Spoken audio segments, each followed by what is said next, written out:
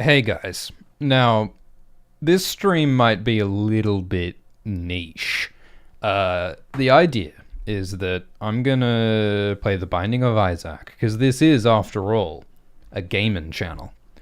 And I'm also, simultaneously, going to chat about Leviathan Wakes, which is the ninth and final book in the Expanse book series. So, spoilers for the final book of the Expanse, Leviathan Wakes. Spoilers, spoilers, spoilers. And I'm not really sure how it's going to go, doing both of these things at once, but I find that I suspect that it might be a good way of just thinking through the process a bit. And so that I'm not overly distracted by The Binding of Isaac, we're going to play Eden, who is the character where every time you get hit, all of the items that you're carrying are randomized. They're re-rolled. So there's relatively little strategy playing the game like this. So what could possibly go wrong? Now, I haven't finished reading Leviathan Wakes. I'm about 2/3 of the way through the book. And I'm enjoying it. It was quite slow to start. The books are getting kind of contemplative in the later books, as the characters themselves are getting older and more contemplative. Because again, spoilers for the Expanse. Oh, I've got the Sword of Damocles? That's a crazy item. I don't even remember exactly how it works, but we're going to use it. It's very dangerous. We could die at any moment. Just like being James Holden, because the Rosie crew in the Expanse have had such a dangerous 30 years, and it has been 30 years. I'm going to take the health. Oh, you can take both. Ho ho, lucky ducky. Look at us. So the Expanse characters have had a very rough 30 years, because after the 6th Expanse book, there is in universe a 30-year time gap between the 6th book and the 7th book. So that's when the Laconian Empire is given time to develop. The rogue Martians under Winston Duarte go to Laconia and do their thing, and the Holden helps establish the Transport Union, which is the Belter Spacing Guild, which manages all of the shipping and stuff between the Sol system and all the other new colonized systems through the ring gates. And so they're all these old people in space. Like the Rosiku are all like 50 or so. They're in their 50s, I think.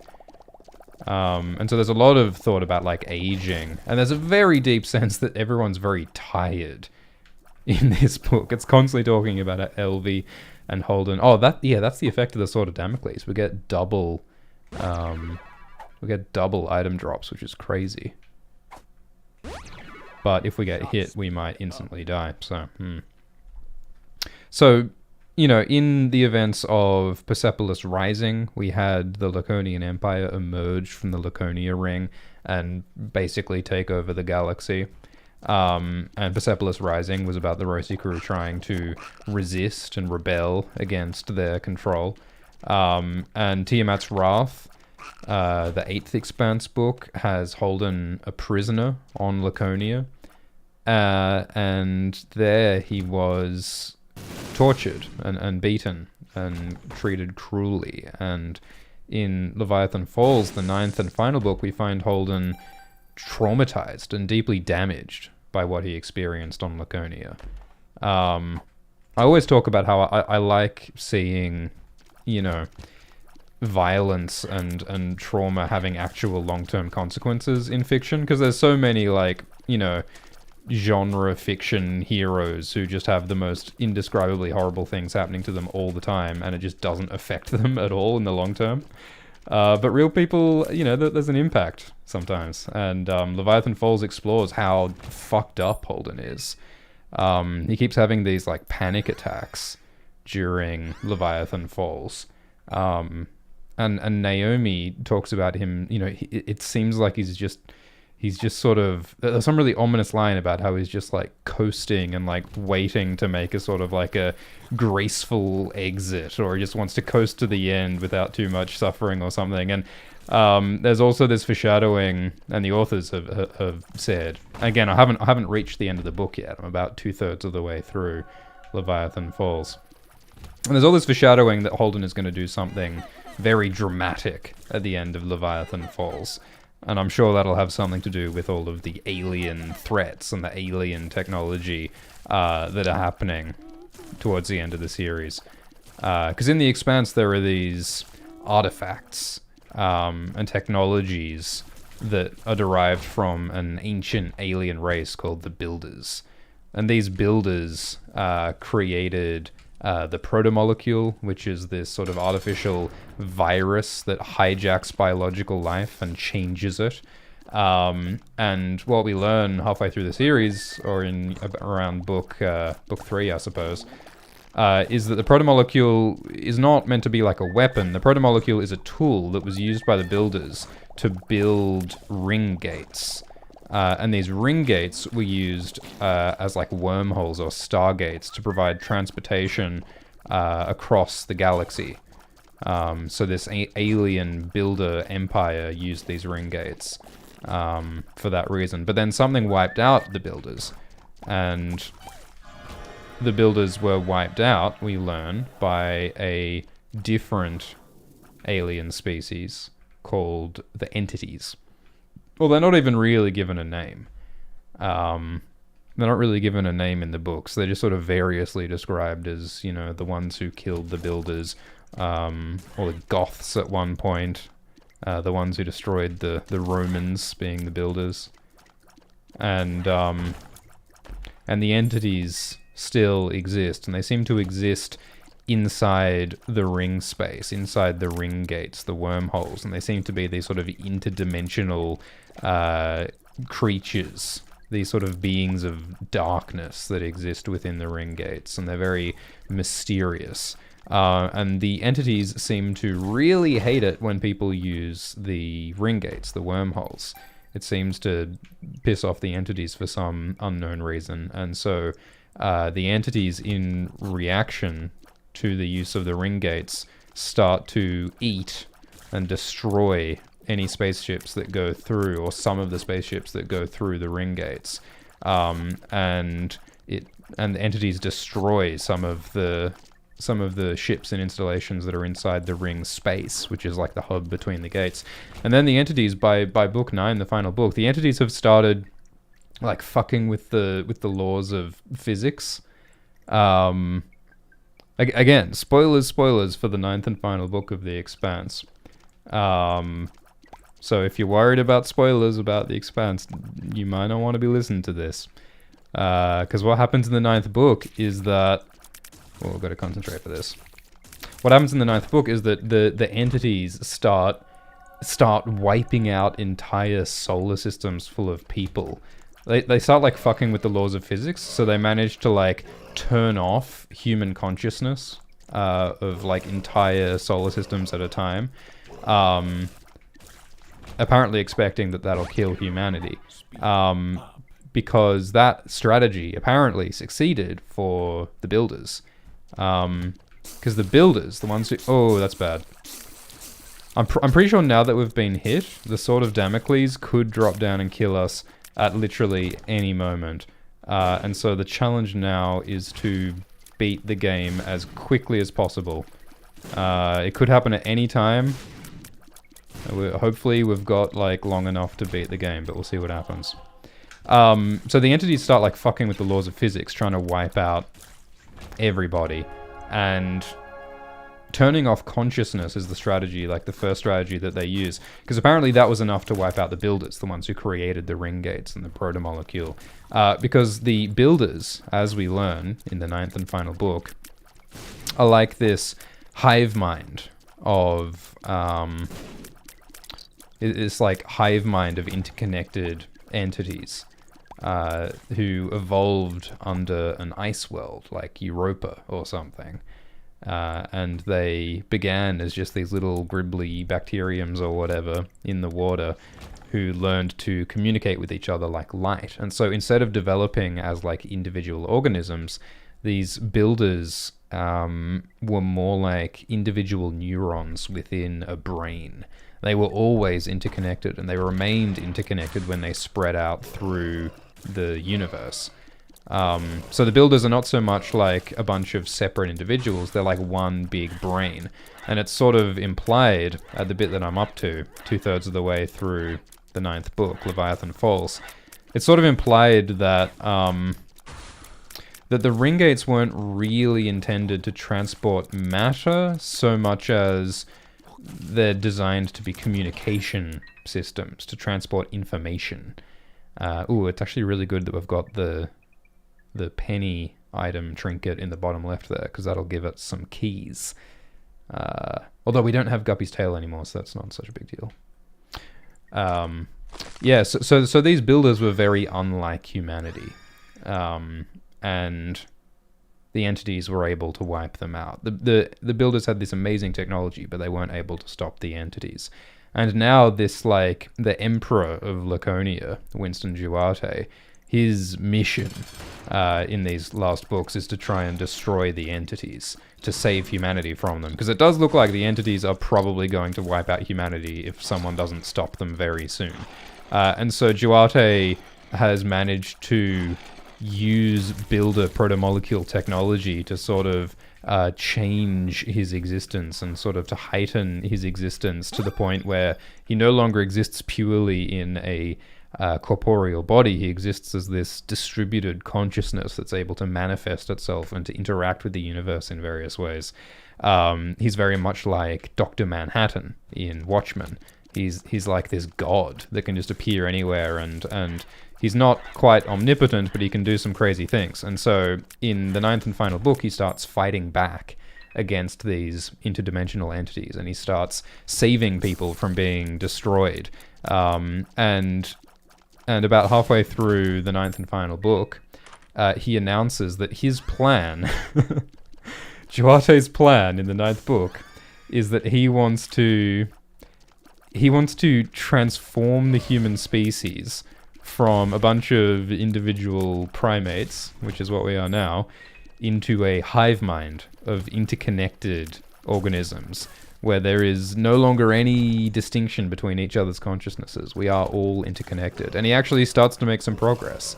Duarte actually manages to change a large number of people, a few thousand people, I suppose, into having like these shared experiences in their minds when they start to like connect into like other people across space and time, and they start to lose their sense of self.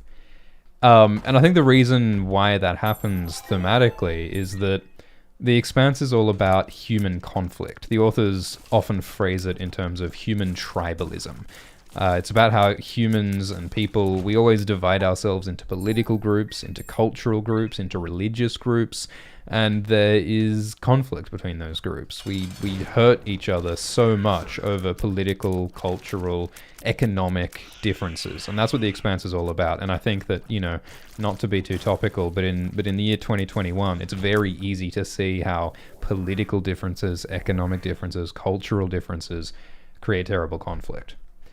And so that's why I think this hive mind thing is happening. Because this idea of humans being interconnected, that's a powerful way to achieve empathy and to break down those political and cultural divisions, right?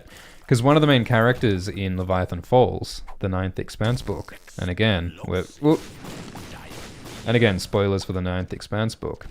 One of the main characters of the book is this person called Aliana Tanaka, and she is a absolutely tough as nails, head-kicking Laconian Marine. She is a soldier.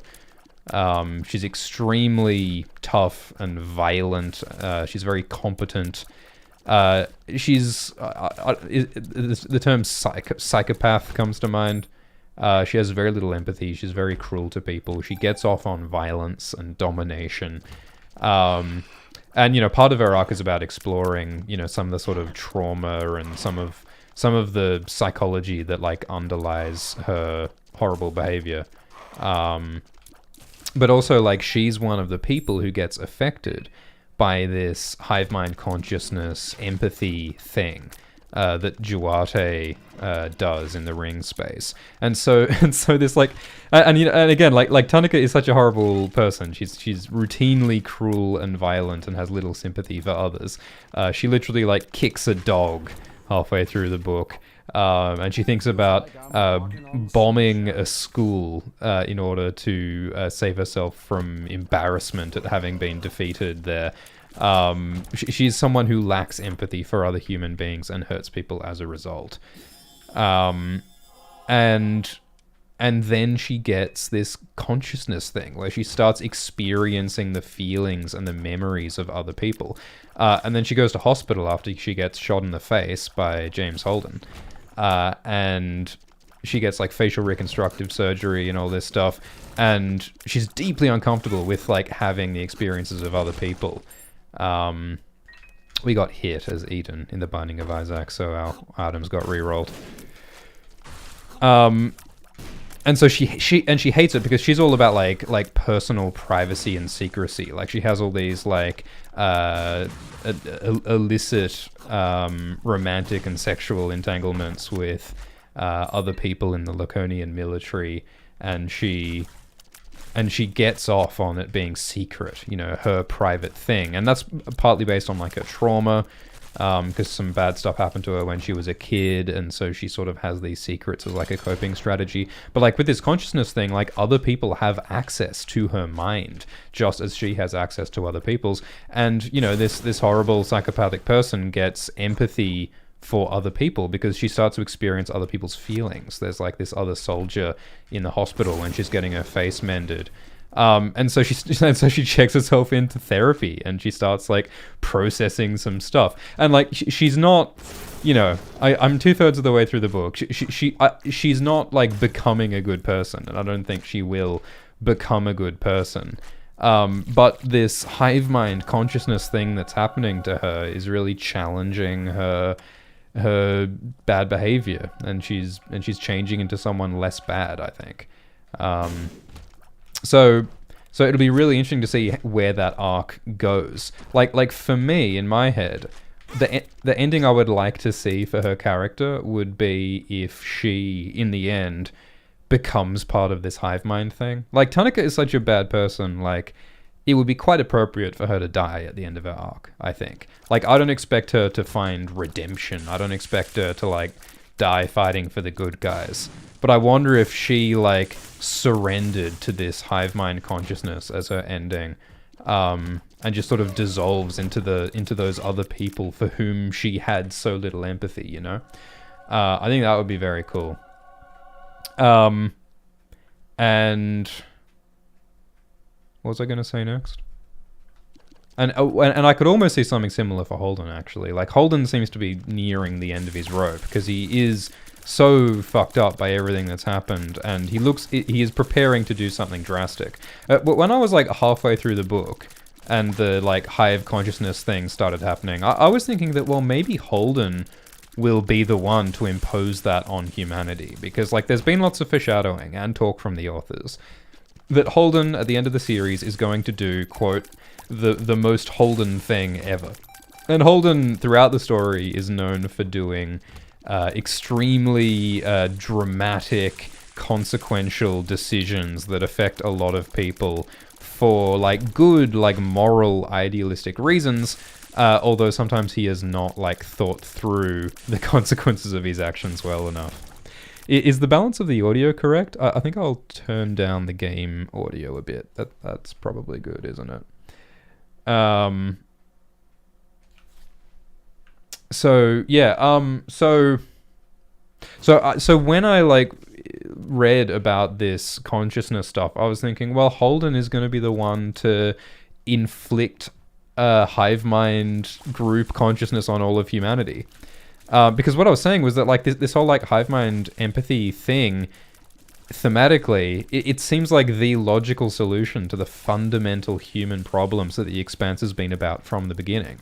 The Expanse has always been about human conflict, tribalism, political, cultural, religious violence. And if humanity had like a hive mind consciousness, we would, as we see in Tanaka, be more empathetic and less inclined to kill each other, hopefully. So I could see Holden making that call of, okay, guys, I'm going to make that call. I'm going to make that decision. I am going to make everyone become part of a hive mind. But that's not what happens. Or at least it doesn't seem like that's going to happen in the 9th book, because where I'm up to now, Holden is in agreement with Naomi and Elvi that it would be a disaster if Duarte successfully makes everyone a hive mind, so they're trying to stop it. And they've got sort of a... God damn it. And the plan at the moment is to try and like find Duarte and stop Duarte, but then also stop the alien entities somehow. Because there's this talk of like a weapon, like the alien builders had a weapon that could stop... What are we doing? We can do Mother or...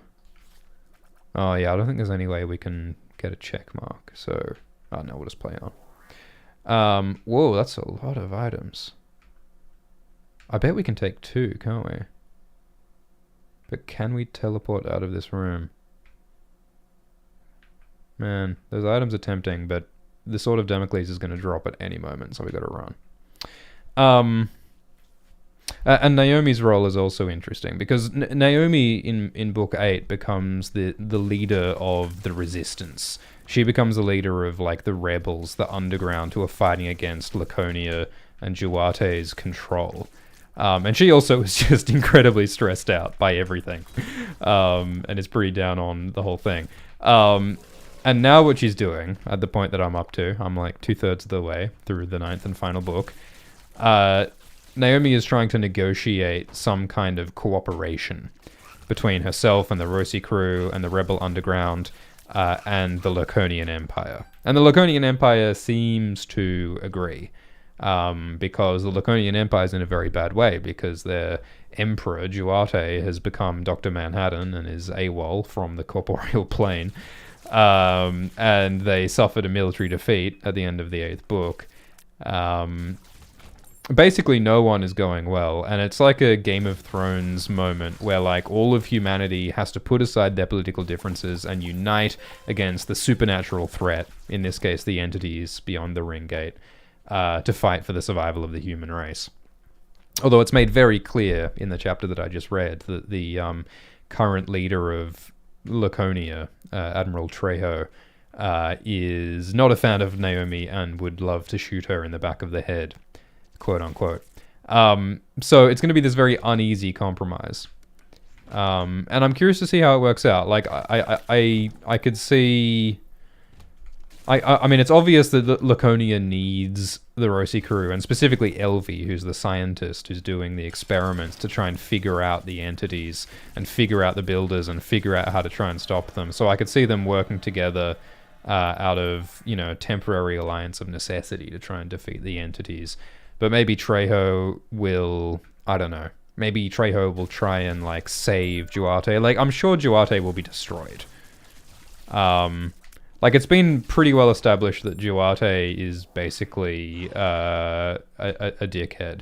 The way it was described is that, like, Duarte is really good at a few things, like genius level good at certain things. And because of that, he's kind of convinced himself that he is right about everything. So, like, Duarte's really good at, like, logistics and, like, strategy and like, certain political things. And because he's really good at that, and he's really good at solving those sorts of problems, he's sort of convinced himself that he's good at solving every kind of problem, and therefore he's justified in taking over the galaxy by force and becoming, quote-unquote, the God Emperor, which is in itself a parallel with Dune, and the God Emperor in Dune, which is a whole other thing to talk about. So I think Duarte is, you know, fundamentally he's wrong to do the things that he's doing, and this whole idea of converting humanity into a hive mind would destroy what it means to be human. If humans weren't individuals, like, yeah, maybe we would be better in some ways, but we wouldn't be human. Which is a really interesting, like, ethical thing, right? Like, if we could wave a magic wand and like end poverty, end war, end suffering, but we are no longer human. We are something alien. We are something that operates differently. We don't feel as individuals the same way we always have. Would that be a good thing? And I would agree with Holden and Naomi that it would not. Because like fundamentally the only value that we have is humanity itself, I think. Because like there's no other sort of philosophical, moral philosophy that makes sense to me. Like people talk about like, utilitarianism. Moral good is about creating as much pleasure as possible without any pain. And then like the counter argument, or one of the criticisms of like a utilitarian moral philosophy is that, well, okay, like if we want to maximize pleasure and minimize pain, we could just like lock everyone in little pleasure boxes that just pumps them full of heroin or something, and they'll never suffer. They also won't live, but they'll never suffer. They'll live in bliss forever, and that would be terrible, obviously. And the reason why it would be terrible for everyone to be locked in little pleasure boxes would be that we would not be living, meaningfully fulfilling lives. What does that mean? Well, and pretty quickly you start narrowing it down, and you start going, well, it's about, it's about human connection, it's about meaning, it's about relationships, it's about creation, it's about community, and basically what you end up doing is just describing like what it's like to be a human being with human feelings. Like moral good, fundamentally, is what feels right. That's what moral good is. It's what feels good to humans, what feels deeply humanly good.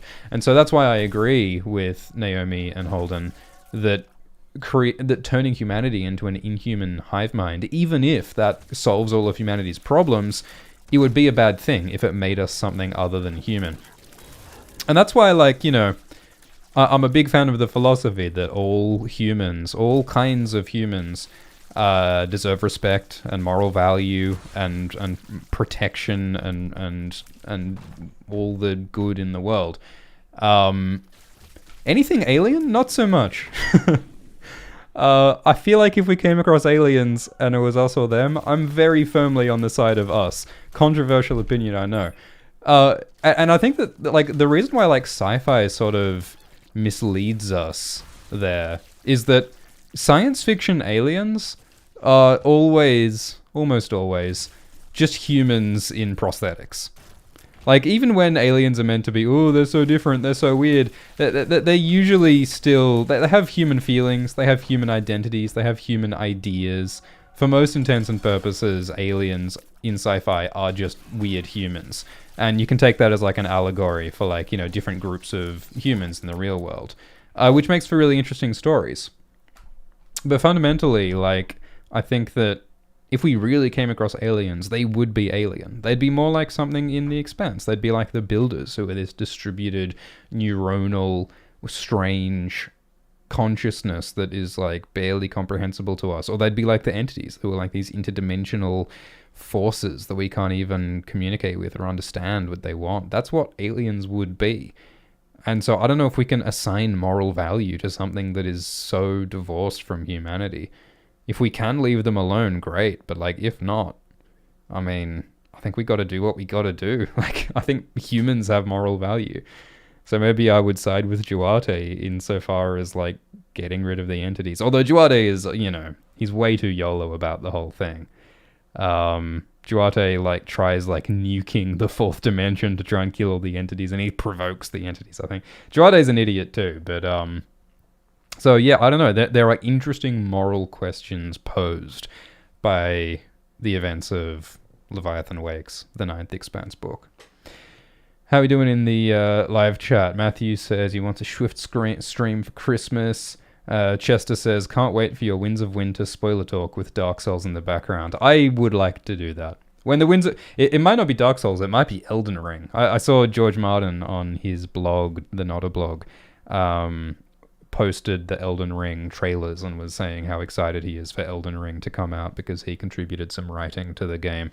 It would be like, fingers crossed, if we are truly blessed, here's my wish to Papa Christmas, If we get the Winds of Winter and Elden Ring in 2022, I would love to do a playing Elden Ring while talking about the Winds of Winter live stream. That would be great.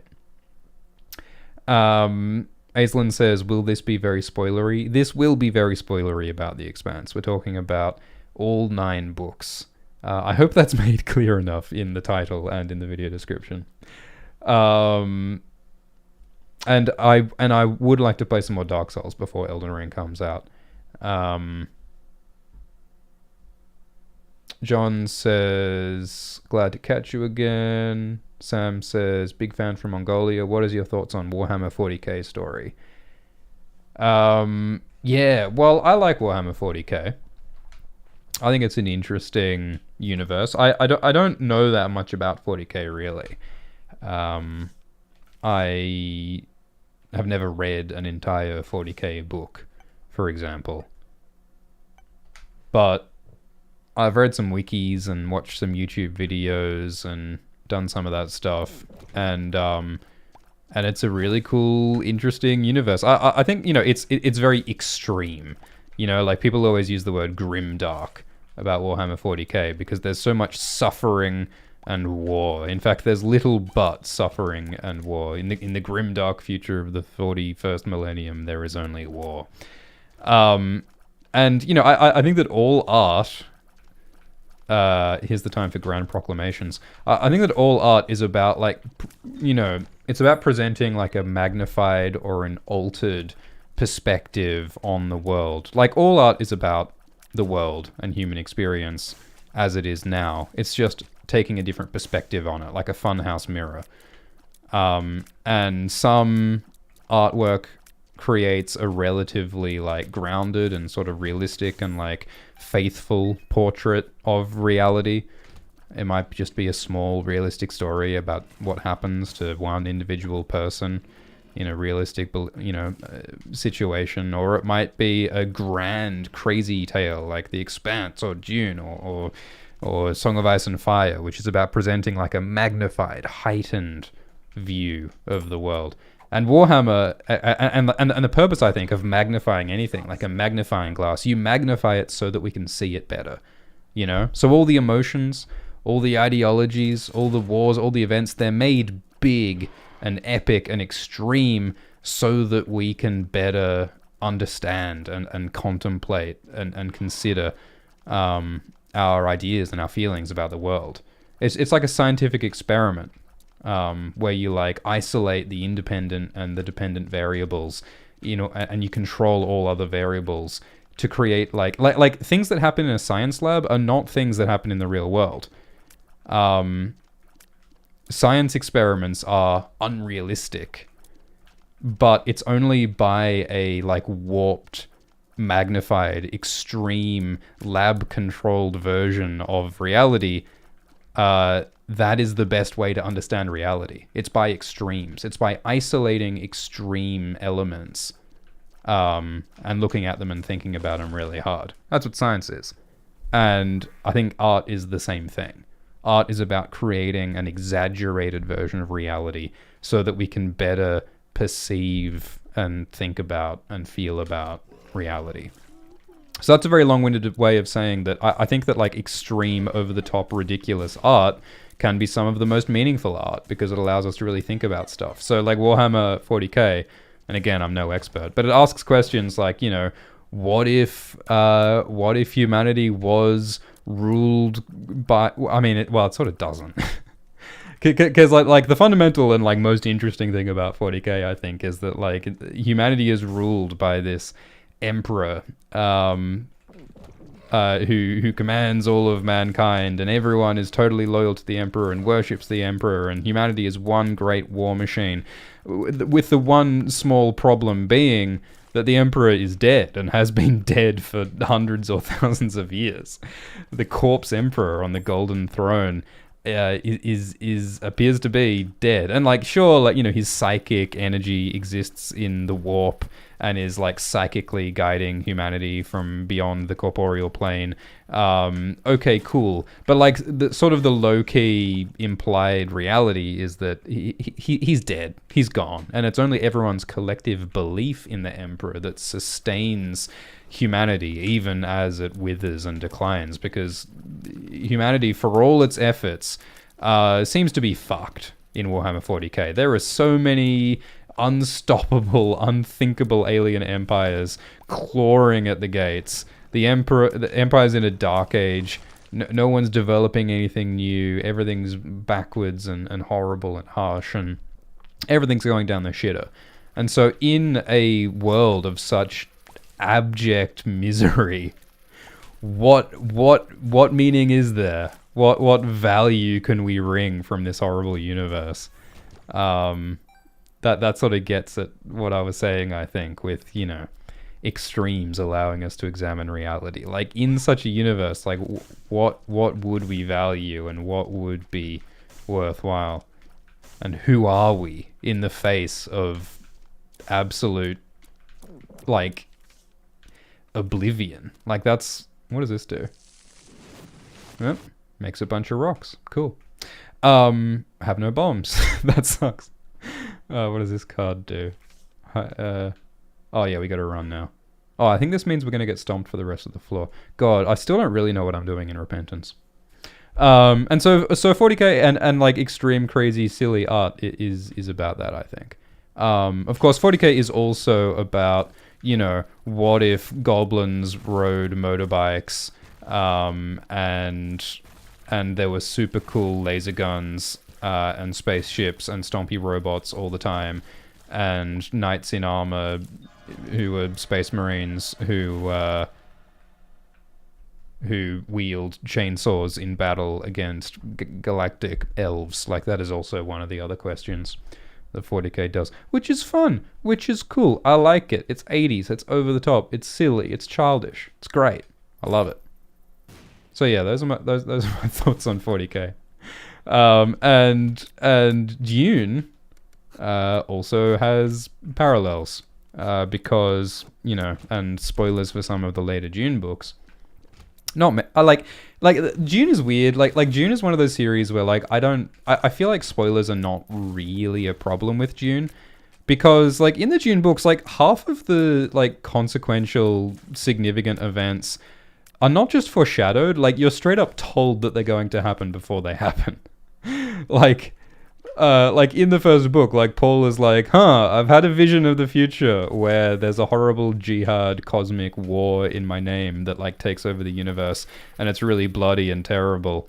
And, like, throughout the first book, he, like, tries to stop it, but then, and again, like, spoiler sort of for the second book, but in the second book, it just happens, and he's like, shit, exactly the thing that I knew was gonna happen happened, and it's terrible. And the second book is all about how, like, being Emperor of the Universe sucks and is bad for, like, everyone involved. And so in the second Dune book, Paul just sort of, like, nopes out of existence, and he's like, yep, this was a bad idea, I'm just gonna uninstall life.exe. But then in the third Dune book, and, like, spoilers, but again, like, should you be worried about spoilers? Probably not.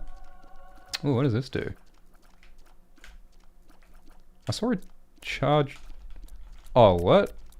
I need to tap the buttons to charge. What the fuck is that? My thumb's gonna get sore, Edmund. And then in the third Dune book, Paul turns out to be alive after all, and he's, like, become a wild desert priest, telling everyone to, like, return to the old Fremen traditions and so on. Basically just sort of trying to undo everything he did in the previous books. And then his son, Leto II, was like, nah, you were just afraid to do what needed to be done.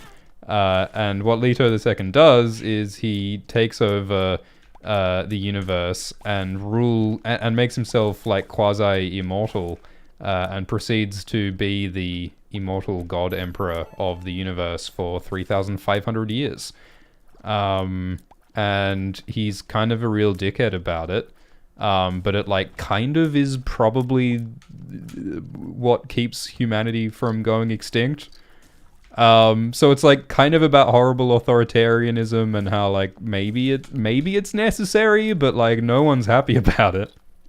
Like it's about how like authoritarianism is terrible and wrong, but like Leto the Second God Emperor kind of validates it. I haven't read the fourth book or beyond yet. I'm only a part of the way through the third book. I put it down for the moment. I'm going to get back to Dune. I'm excited to get back to Dune. That's really what I should be doing, isn't it? I should just be running up and slapping these fellas. Alright, that's a fun item. What is that Neptune item? It's got a charge bar, and I don't know... Oh, by not firing, it charges. Is that right? But it's not fully charged. Oh, so it like stores up... Oh, that's interesting. So this Neptune item, it stores tears when I don't fire, and then releases them all at once when I do fire. That's pretty cool. I don't know why it doesn't go to fully charged, though. There must be some way to do that. So yeah, Dune is fucking weird. Like I read in an interview that Frank Herbert, the author of the Dune series, was like, you know, I'm really interested in some like ecological and philosophical ideas, sure, but like fundamentally, like Dune is just about entertainment, and I just want like an entertaining, gripping story. You know, I'm in the entertainment business first and foremost, and that to me is just hilarious, because the Dune books are not. The Dune books are a lot of things. The Dune books are a lot of great things, but like entertaining is not the word I'd use. The Dune books are very dense and slow and hard to understand and have almost no relatable characters or relatable problems. Entertaining is not the word that I would use. I mean, there are aspects that are extremely entertaining, but more what I would call Dune is thought-provoking and strange and fascinating and cerebral, and imaginative and rich and detailed. That is how I would describe Dune. Frank Herbert has a very different idea of what Dune is. But the reason why I brought up Dune was that it has clear influences on both 40k and The Expanse. Because in the later Expanse books, and again, spoiler for the later Expanse books, they call Winston Duarte a god emperor, and an emperor of the universe, which is pretty clearly like a hat tip to Dune and the god emperor in Dune, because there was even more explicit Dune reference in the 6th Expanse book, when everyone establishes this organization called the Transport Union, which is dedicated to transporting things on spaceships, and Holden twice says in the book that he wants to call it the Spacers Guild or the Spacing Guild, which is the name of the Transport Union in Dune. So the Expanse is like explicitly referencing Dune in several points. And Warhammer 40k is also referencing Dune with its human god emperor of the cosmos, and like lots of things in 40k, like the navigators who like guide spaceships through like psychic power, and the way technology is like mistrusted, and there's lots of like analog technology. So you know, there's many similarities between 40k and Dune. And like 40k was like created in like the 70s, right? And the first Dune book, like the Dune books were coming out in the 70s, and it would have been super influential at the time. So Dune is such an incredibly influential story on so much science fiction and fantasy. And I wonder if we might even see some parallels in the end of A Song of Ice and Fire, because Bran Stark, if the show is right, and there are reasons to think that it is, if the show is right, Bran Stark will become the king of Westeros. And Bran has connections to the green site, and to skin changer powers like Bloodraven. And these powers of like omniscience and control of others could really set him up to be a god emperor, much like the god emperor of mankind in Warhammer 40k and in Dune. So, and I think the reason why it's such a recurring idea is because it's a very sort of logical idea of like, well, you know, what's the logical endpoint of political battles for power? What is like the ultimate possible outcome of these kinds of power struggles and ambition and power lust? Well, the logical conclusion is one person controlling the universe. And what would that look like is what so many of these questions ask. It's what 40k asks in a way. It's what Dune asks. It's what the Expanse asks with Duarte in the later books. And it's something that people will keep on asking. As long as there's people who want power, people will be writing stories like this, I think. So yeah, I'm really interested to see what happens at the end of the Expanse. It's been cool seeing what Amos's role is in the 9th Expanse book. Because Amos, and again, spoilers for the last few Expanse books, Amos dies, and he gets resurrected by alien technology and becomes this bizarre protomolecule zombie person.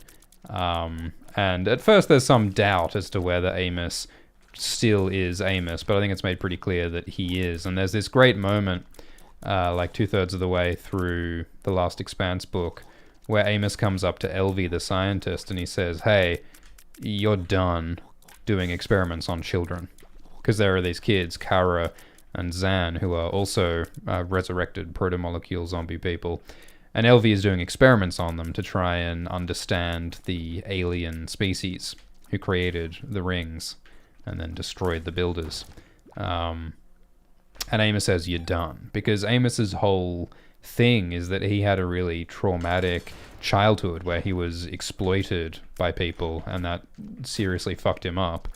And because of that, Amos has this like absolute moral commitment to never harming children and never exploiting children. And Elvie was already concerned that like her experiments with Kara may be harming Kara. Like, Kara is a willing participant in her experiments, but it's sort of changing her, and she's got almost this addictive response to what's going on. And so there's this idea that it's not good for Kara, these experiments. And Amos says that it's over, they're done, which is like a very Amos thing to do, and which sort of confirms that I think he is, you know, he is still Amos. And I think that Amos's role towards the end of the story is going to be like he will replace Kara and Zan as the new subject of these experiments, I imagine, because I'm only 2/3 of the way through the book.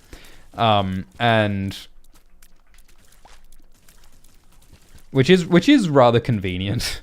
It's a storytelling convenience, because I think it'll save Elvie from having to make a really tough moral decision, you know? Like,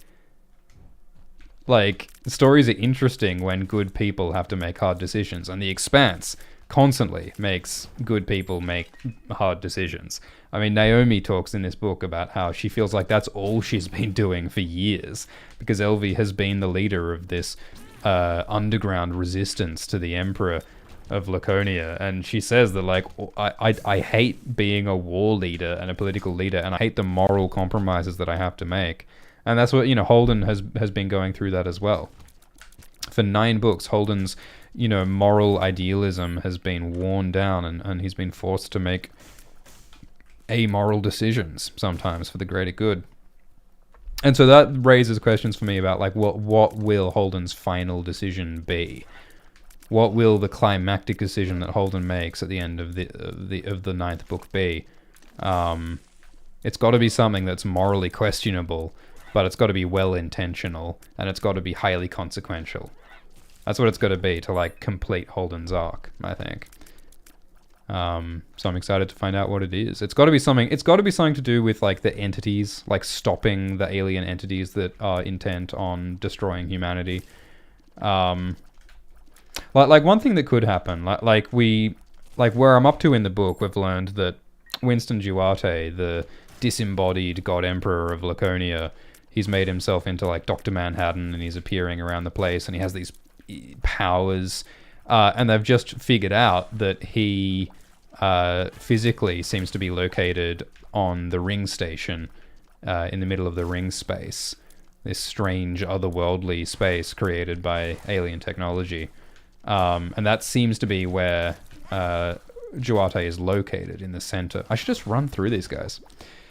And so what I could imagine is another character other than Duarte taking up that role in the station, on the station at the center of the ring space. Because like 2/3 of the way through the book, like Naomi says this thing about like, you know, we've got to convince Duarte to stop his plan, or we've got to like replace him or displace him or something, was what she said. So like, I think there's going to be a new God Emperor, is what I think might happen. And so maybe Holden's decision will be like choosing that God Emperor. Like, I don't think Holden will be the God Emperor. I don't think he would want that responsibility. Maybe he'll take it anyway. Maybe that will be his big thing. But what might be even more interesting, what if Amos becomes the new God Emperor? I think... Well, I think that is suggested in the book. I think there is a moment when they're like, oh, we could replace Winston with Amos. And Naomi's like, oh, that is not who I'd pick, but... oh, what have I done to my item? Oh, no. How does this work? I think I've just made the book item useless. Anyway, so how cool would it be if Amos became the God Emperor of humanity? And I think the reason why that might make sense is that like what he's just done 2/3 of the way through the book is that he's told Elvie, you're done experimenting on children, you know? Because I mean, I think sort of part of what Amos's arc has been throughout the series is learning to have a moral compass. Like he got a lot of guidance from Naomi and from Holden, trying to make good decisions, because he has like violent sociopathic tendencies, and I think that, you know, part of his arc is about learning how to have empathy, learning to make good moral decisions, and starting to do so independently of his own judgment. So it could make a lot of sense to me if Amos becomes the God Emperor and he has this immense power, but I think Amos would have a relatively hands-off approach to being God Emperor of the universe. I think that unlike Duarte, he would not, you know, interfere and micromanage and try and, you know, control everything about the universe. I think he would just, you know, save kids from wars and trauma and stuff, which is probably what the God Emperor of the world should do. You know, let people make decisions for themselves, let human beings have free will, but, you know, put your finger on the scales every now and then in order to protect the vulnerable from atrocity. If someone was omnipotent, that probably is what they should do, and I think that is what Amos would do.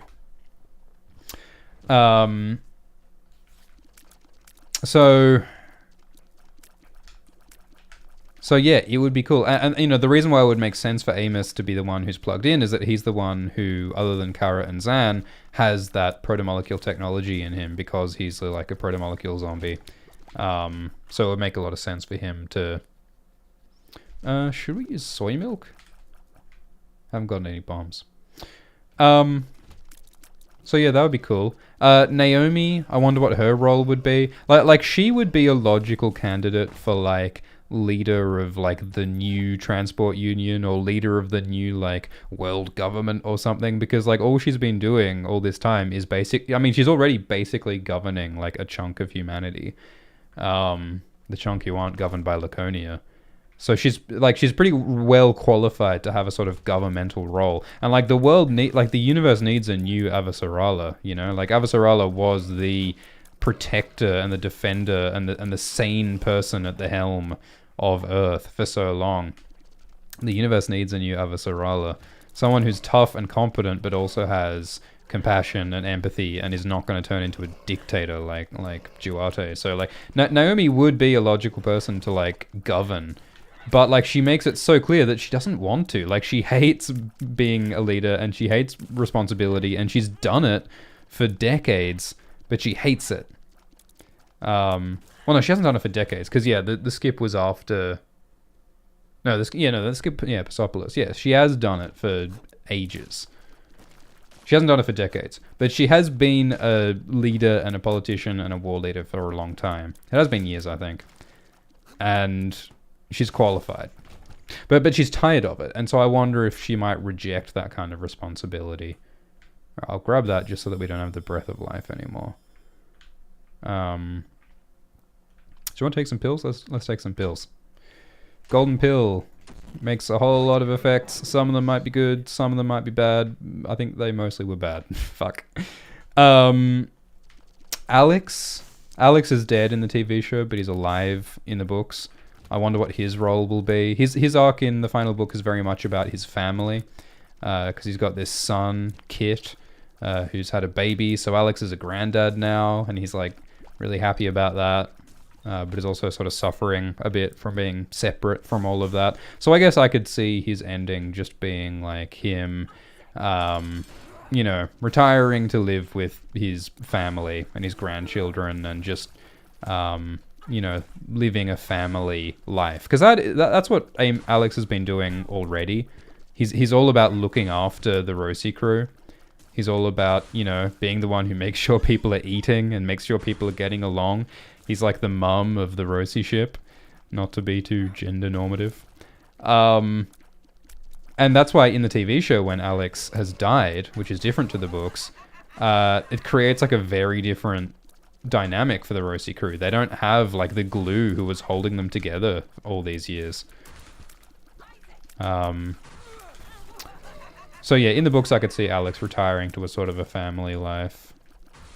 But I mean, Kit is interesting because Alex's son Kit and his family have been affected by... Oh, this is really bad. Have been affected by the hive consciousness thing, and they're having experiences of other people's consciousness. We're playing in like fast forward because of the I'm excited pill. This is very difficult. Alright, gotta concentrate for a sec. Gotta beat mom. Not in that one. Oh, this is bad. Alright, hang on. Hold your horses. Hang on, little tomato. Alright, we did it.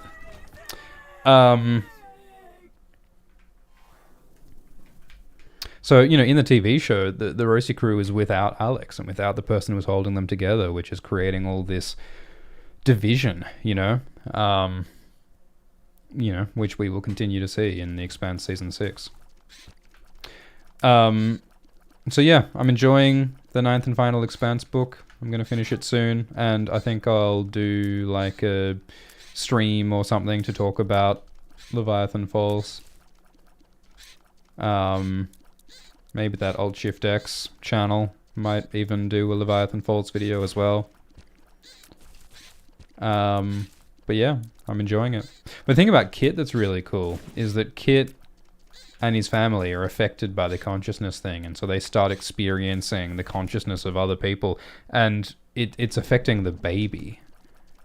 Kit and Rohi, I think is her name, their baby is just like an infant, but has to deal with having other people's consciousness and other people's identities and memories in its head before he even has an identity of his own, the baby.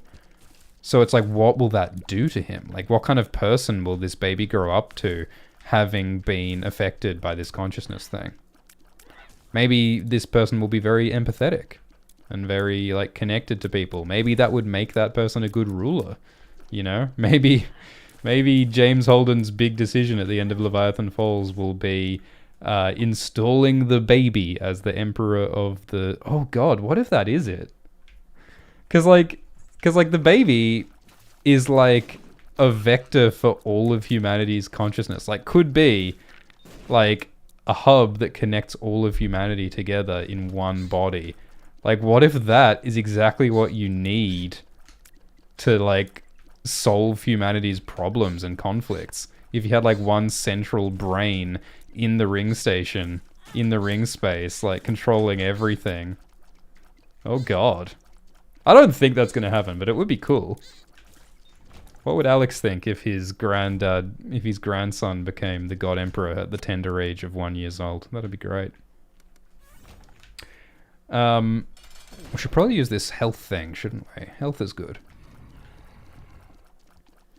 And yeah, I think Tanaka is a goner.